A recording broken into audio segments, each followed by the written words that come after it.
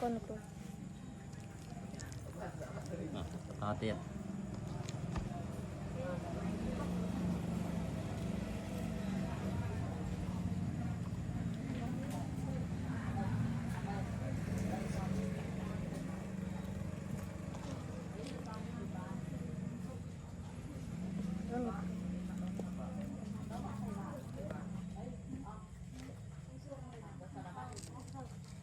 con cừu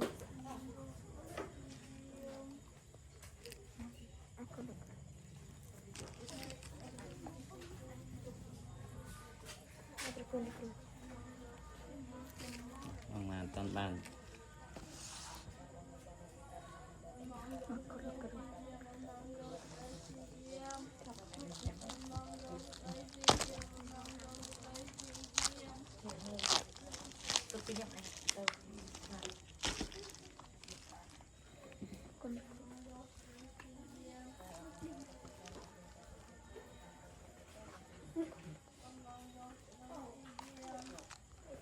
cừu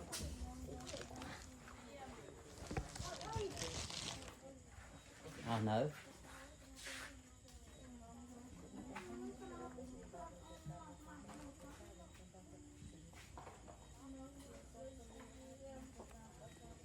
con cừu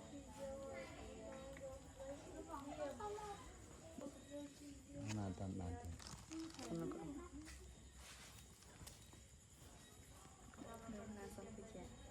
thì chuyện này toàn bán này mình nó cái kênh ruồi rồi toàn này cái mình chăn này à